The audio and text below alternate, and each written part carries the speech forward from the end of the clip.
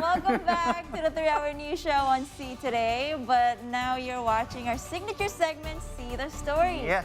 Now, fasting can be very challenging, especially for me today. I feel so hungry today. But anyway, some may undergo dehydration that leads to dental and oral problems. Thus, it is very crucial to keep the teeth and mouth healthy during fasting. And to learn more on how to maintain oral and teeth hygiene during Ramadan, we're now live with Dr. Rahma Landy, dentist at Mayapada Hospital, Kuningan, and Brawijaya Hospital, Saharjo. I almost said Sarajevo, Saharjo. Wow. Dr. Rahma. Dr. Rahma. Hi! Hi guys. Hi. How's everyone doing? Oh, everyone is doing fine after that package of cheesecake and strawberry. Yeah. and it's nice to see Rahma, Rahma and her teeth. As we are talking about That's right. oral hygiene and Because usually Rahma is covered in mask, right? yes. Yes. I know. Mandatory if you're, in the studio. Yeah, that is right. No, Rahma, bad breath when fasting is common. But Yeah. what is exactly is the main cause of it? Okay, for the bad breath itself. Okay, so yes, it is true that when we are fasting, we tend to have this bad breath, right? So this mouth odor, or which is in dentistry and medical, it is called halitosis. So halitosis is actually an old Latin word. It means bad smell. So actually the bad smell or bad breath is caused by bacteria that actually grows inside your mouth. So don't you think that we don't have bacteria in our mouth? We do. We have a lot. So we just can't see them. Okay.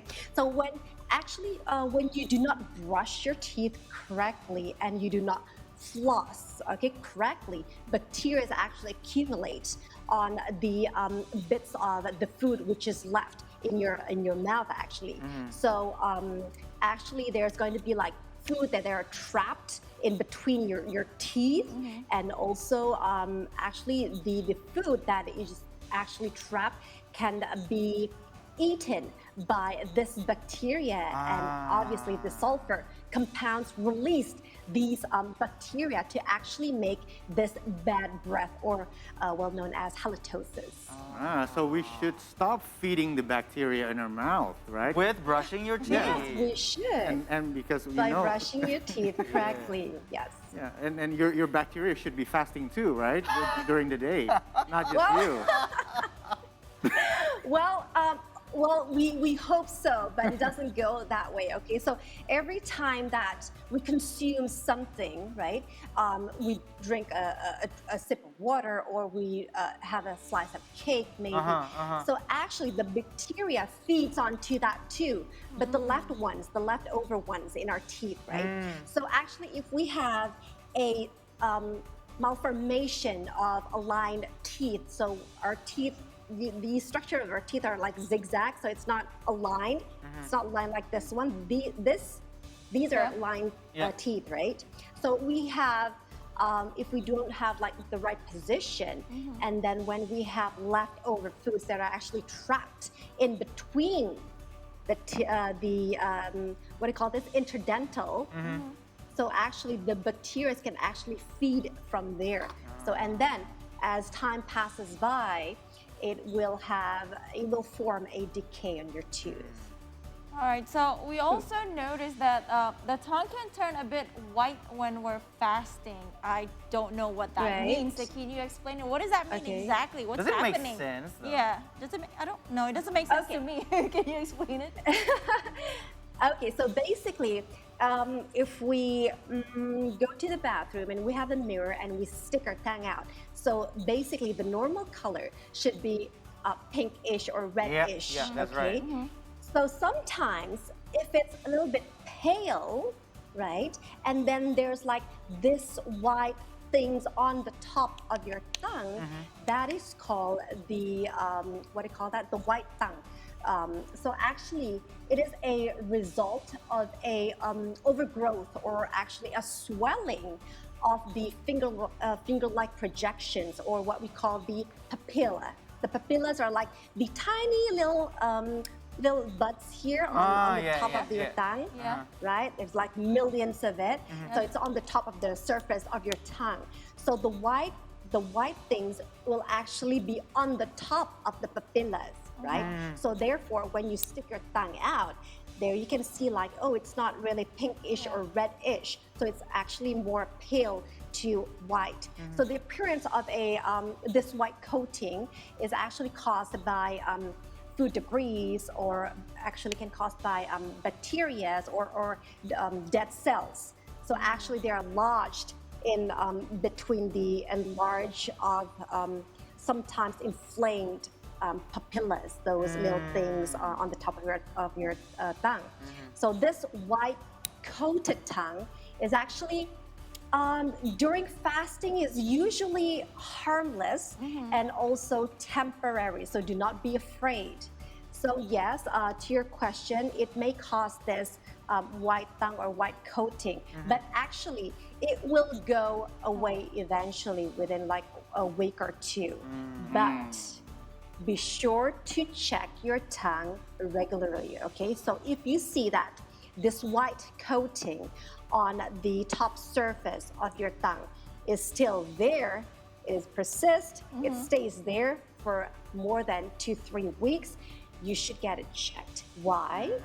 Because it may be a sign of other diseases such as leukoplakia, such as lichen planus, such as syphilis, right? So you should get that checked. Just don't say, oh, you know, my tongue is white because of no reason. There's a reason for everything.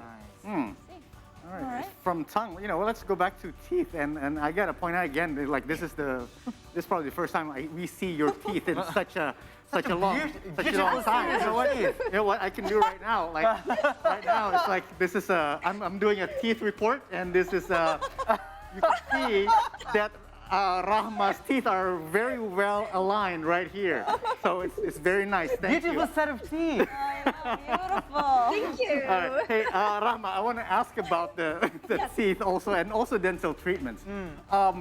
What people who want to have dental treatments during fasting, what treatments are allowed and not allowed when fasting? Okay, so actually when you are fasting, there are no there's no special treatments, right? When you go to the dentist. So actually, there's lots of treatment that you can actually have. It depends on the condition. So any dental treatments, as long as you can be sure that you will not swallow any water. Okay? So otherwise, you're gonna break your fast. Obviously, right? Obviously. So to your question, fasting, it is not an excuse, but what we patients or doctors in this field, dentists, needs to highlight is that the patient is in a very good systemic condition, such as he or she, they have controlled diabetes if they're suffering from diabetes. Okay. So there's no hypertension. Okay. So if you're having a heart problem, you're using a pacemaker, you have to inform the dentist before the treatment, because there's like certain treatments that we need to know that is this patient using a pacemaker or not. It's regarding the root canal therapy. I see. So it's actually even more meticulous than we thought it could be. Yeah. I mean, people tend to take it easy with the teeth. No, it's only teeth. It's only one tooth. It's not the wisdom tooth. But apparently, like a dentist, like Dr. Rahma Landy, should be able to identify if there is a pacemaker or if there is any diabetes or heart problems. But also one of the things that people commonly experience during the fasting that they do in the month of Ramadan, it's mouth sores caused by dehydration. What is the main cause and also the treatment when it comes to this? Okay. So this mouth sores is called stomatitis, right? So this stomatitis can actually occur when we are doing this fasting in this holy month of Ramadan itself. Why? Because actually, when we are fasting, so that means we are not having any intakes, yes? So no drinking, no eating whatsoever. So the stomatitis can actually occur. It's not in just one night, okay? There's like, if you have like a stress, level of stress, your level of stress is very high, and you get sleepless nights, you're over exhausted, right? And then the correlation with this fasting month is you don't have enough fluid or water in your body, right?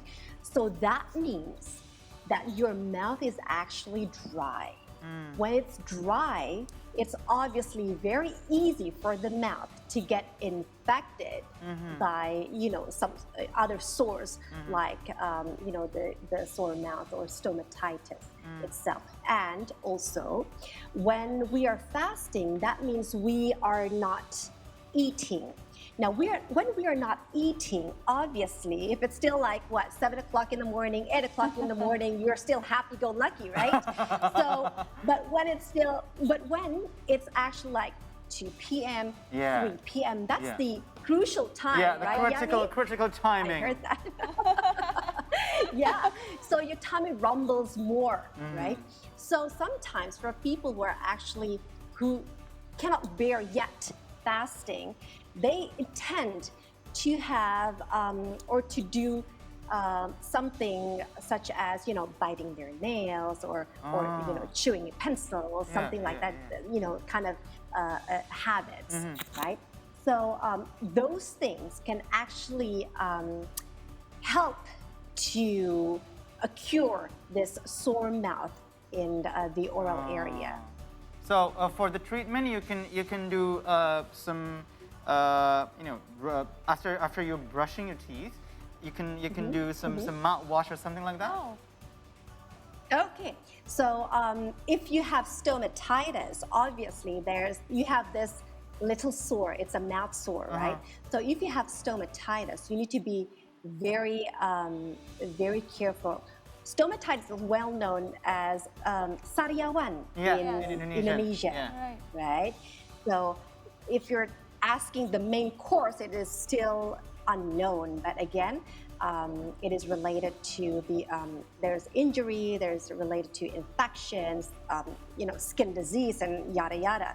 So actually what you need to do is, first of all, yes, you do need to clean or brush your teeth correctly. It's not just brushing your teeth. The way that you're brushing needs to be persistent, it needs to be correct.